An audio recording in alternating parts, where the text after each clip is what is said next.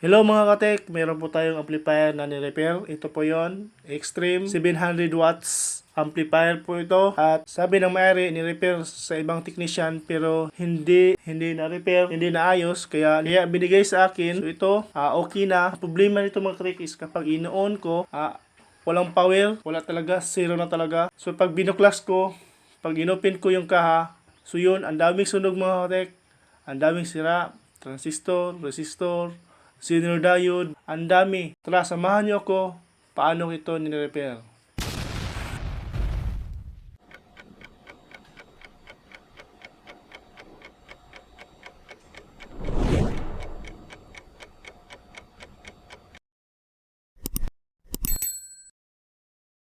So ito mga katek, ito na yung board ng Extreme na ipina-repair sa atin.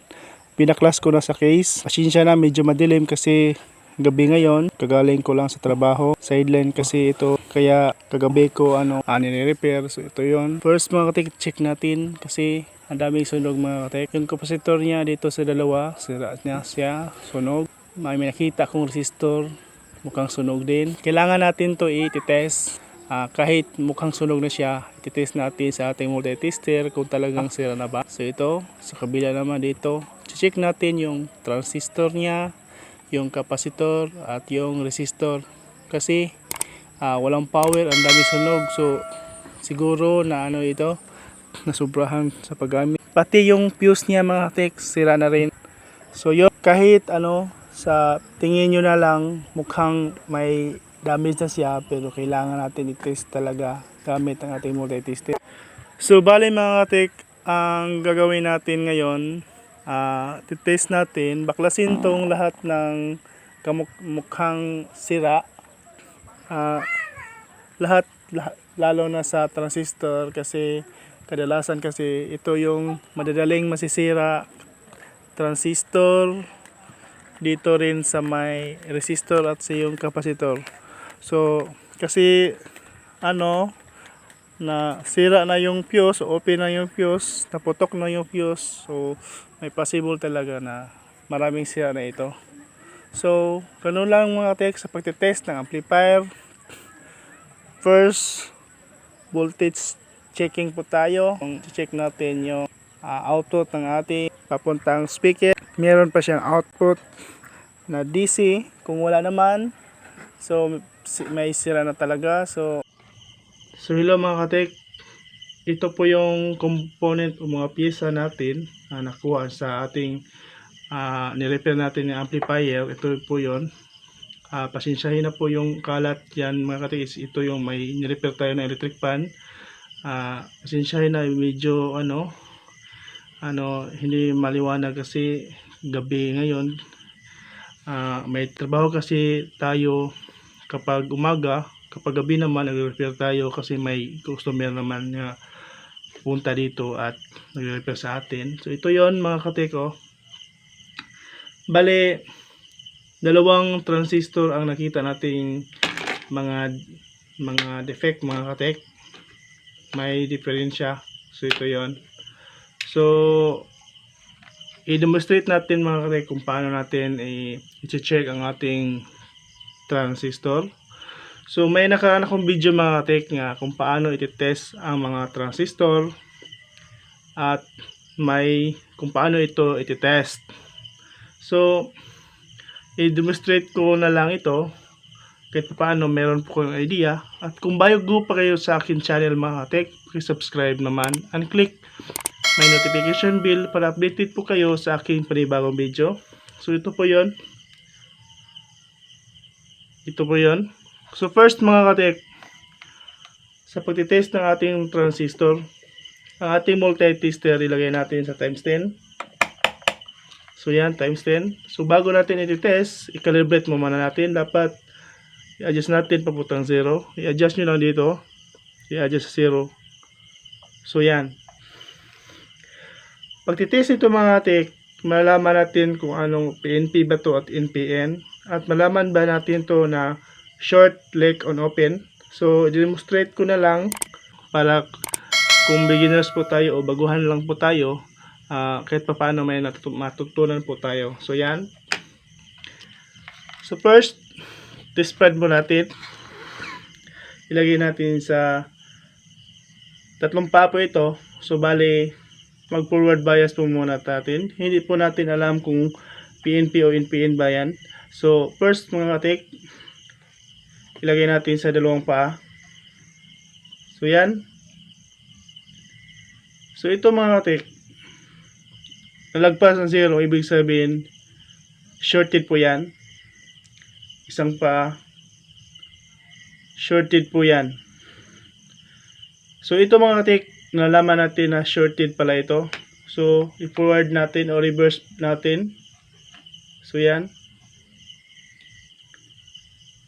So yan, shorted na ito. So sa kabilang paa. So ibig sabihin ito mga katik, kaya binaklas ko sa amplifier kasi shorted na ito. Shorted na to. So ito naman, hindi natin na nalalaman na PNP o NPN kasi shorted siya.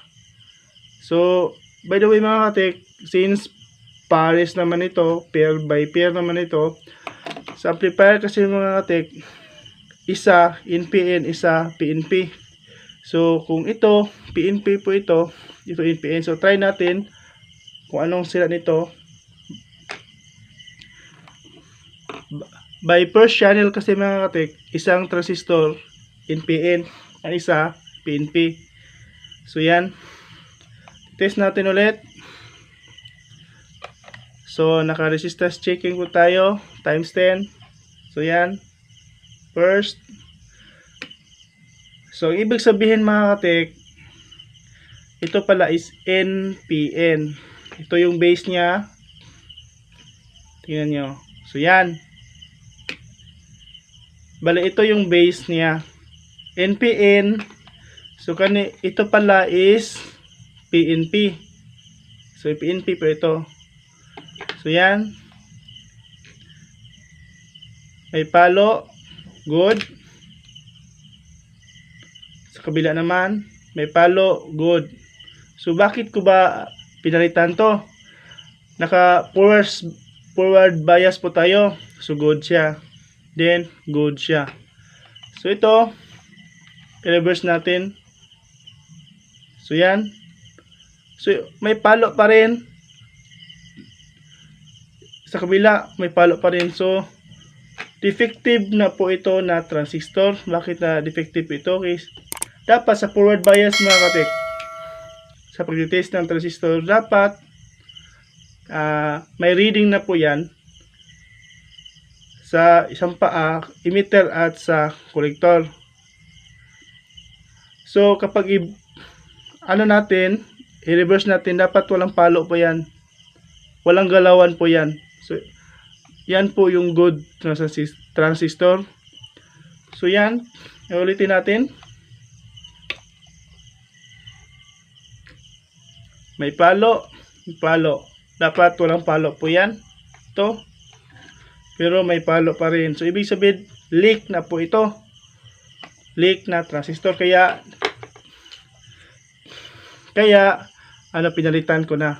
So okay mga katek, dito naman tayo sa resistor. Ito mga katek is resistor po ito. Ito yung pinalitan natin. Hindi natin malalaman kung anong value nito. Pinalitan ko, may kapares naman ito. Pinalitan ko at pag-test natin is sira na ta siya. Kahit good pa ito mga katek, dapat palitan natin kasi hindi na siya makita yung value niya, coding niya. So dapat palitan na natin. So bakit ko ba pinalitan to? Kasi pag checking natin, wala na siya. Open na siya. Itong resistor magnetic is open na yan. So yan, kahit baliktarin natin, open. Resistance checking tayo mga times 10. Kahit i-times 1 ko pa yan. So yan, wala.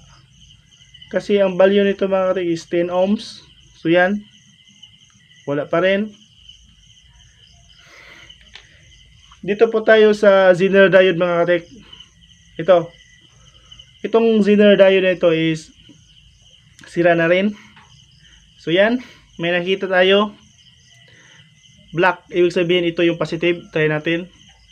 Times 1. Okay na yan, times 1 kasi diode lang ito. So yan. By the way mga katik, may multi-tester natin is kapag naka times 1, hindi napupuntang 0. So yan. Nasa mga 5 lang. So imano-mano ko na lang yan. So ibig sabihin yan mga katik is shorted na yan. Kapag i-short ko kasi yan at times 1, so yan, hindi na siya papuntang 0. So na-pull na siya. So nilagay ko na lang sa 5. So yan, 5. So dito nilagay ko pack 5 pa rin. So ibig sabihin na shorted na po yan. Balik rin natin. Dapat walang palo po yan. Pero may palo pa rin. Ibig sabihin shorted na itong Zener diode. Ito mga katek shorted kaya pinalitan ko. So yan mga katek. Ito yung mga sira ng ating amplifier. So yan. Bale ito pala mga katek. Ito yung ipinalit natin na bago. Kasi may fuse na open na rin. Ito yung mga katek is bago ito. Sa pagtitest ng fuse mga katek is very easy. Ilagay nyo sa times 1. Continuity checking lang po tayo. So yan. Ibig sabihin good po yan. May continuity. Kahit baliktarin nyo. Kasi continuity lang. So yan. Good po yan. Yung isa kasi pinalitan natin is open na. Malaman natin yung open mga katek is ilagay natin dito sa kabilaan. Hindi pa palo. 0 pa rin. So yun pagtitest ng fuse. So yan mga katek. Hindi ko na lang ibibidyo yung pag ilagay kasi madali naman ilagay. So titest natin kung titesting na natin. So yan. Kung bago pa kayo sa aking channel mga katek, paki-subscribe naman and click the notification bell para updated po naman kayo para sa aking panibagong video. So yun mga katek, ilalagay na natin at titest na natin mamaya. So let's go.